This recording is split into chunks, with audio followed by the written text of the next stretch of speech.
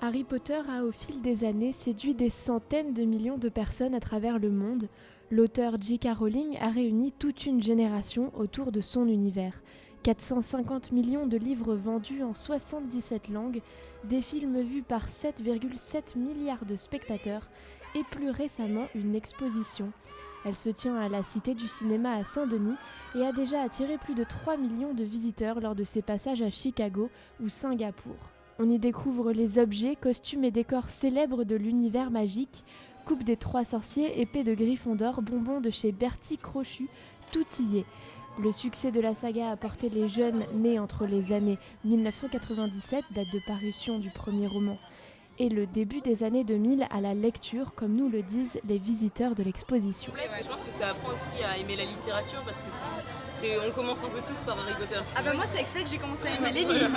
Personnellement, c'est une lecture d'Harry Potter. Le premier Harry Potter, je l'ai lu, j'avais 4 ans, c'est mon premier roman. Le monde d'Harry Potter a donc réussi à passionner la jeune génération.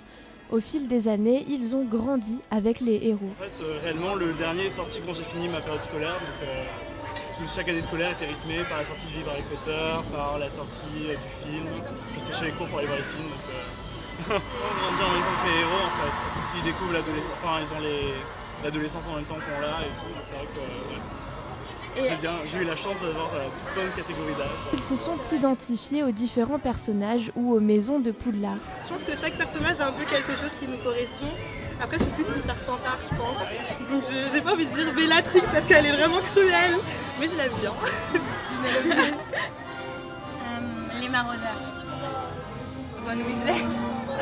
Ah ouais. Hermione Granger. Ouais, Hermione. Moi, j'étais plutôt... à l'école, j'étais un peu le monsieur je sais tout, donc j'étais vraiment Hermione et tout. C'est mon surnom à l'école. Courageux, audacieux, tu dois être Gryffondor. Parfait, je pense qu'on peut l'applaudir.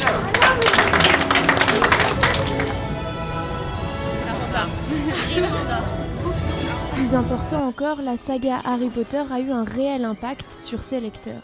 Il faut savoir aussi qu'il y a des études qui ont été faites sur l'univers de Harry Potter. Par exemple, quels sont les impacts de la lecture d'Harry Potter sur notre génération, sur les lecteurs et les lectrices. Un auteur qui s'appelle Anthony Gierzinski, qui est un chercheur en sociologie, s'est rendu compte qu'il y avait une corrélation positive entre la lecture de Harry Potter et des niveaux supérieurs d'acceptation de groupes extérieurs, donc de tolérance, de refus par exemple de l'autoritarisme, de soutien à l'égalité et aussi une opposition plus forte à la violence et à la torture. Selon cette étude, l'œuvre de J.K. Rowling a exercé une saine influence sur le public. Avec les valeurs qui y sont promues, les fans semblent plus ouverts, politiquement plus tolérants et impliqués, ou encore moins autoritaires. L'universitaire soulignait encore la volonté des lecteurs à agir sur leur monde et à combattre ce qui leur semble mauvais. Alors je pense qu'il y a 2 aspects qui moi en tout cas m'ont marqué dans l'univers de Harry Potter. C'est déjà la question de la pureté du sang qui bien sûr fait écho au racisme et à toutes les formes d'intolérance. Et clairement Harry Potter prône plutôt des valeurs de tolérance, ça c'est clair et net.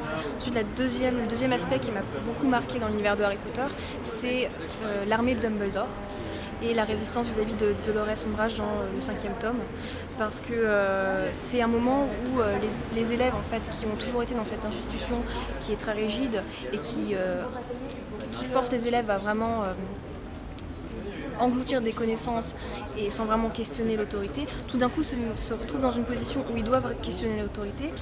Cette idée qu'il faut aussi parfois penser par soi-même et savoir être autonome, savoir être indépendant dans le rapport à l'autorité et savoir questionner, ne pas avoir peur de questionner l'autorité. C'est éducatif, je trouve. Pour la tolérance envers les autres, ce qui est considéré comme bien, ça fait grandir. Il y a aussi la relation entre Harry qui apprend ce que c'est d'être humain et d'être bon. Finalement, dans Harry Potter, ils sont tous un peu différents.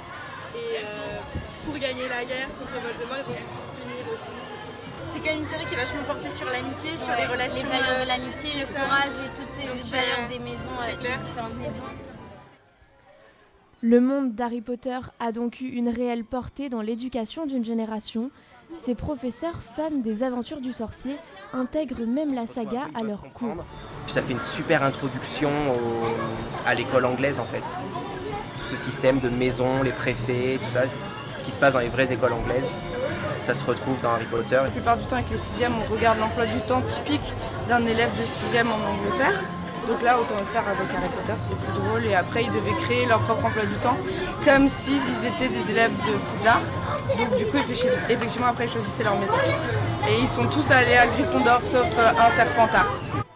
L'univers magique a donc su réunir toute une génération autour d'une passion et tisser des liens dans notre société. C'est d'ailleurs ce que remarque la journaliste Caroline Seed.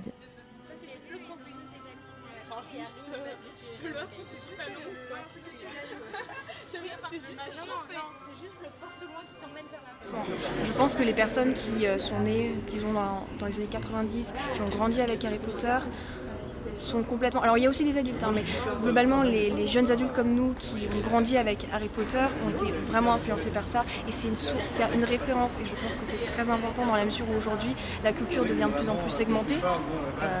C'est vraiment important aussi d'avoir ces références, de pouvoir discuter ensemble de choses qui nous ont touchés et de choses qui nous ont poussés à réfléchir ensuite. Et malgré la fin des aventures, le phénomène continue. Personnellement, j'ai jamais sans de lire les livres. Je leur impose de les lire. On regarde les films de temps en temps. Dans ma famille, on aime tous Harry Potter, donc du coup, je fais des soirées Harry Potter. Quand ça passe à la télé, on regarde aussi. Mais je pense que même quand j'aurai des enfants, ils seront dans ça aussi. Alors que il sera fini depuis longtemps, mais je pense qu'ils connaissent. The stories we love best do live in us forever. So whether you come back by page or by the big screen, Hogwarts will always be there to welcome you home. Dans les traces du Seigneur des Anneaux ou de Star Wars est donc née une génération Harry Potter. La saga a influencé sa croissance tant au niveau des relations sociales que des idées politiques.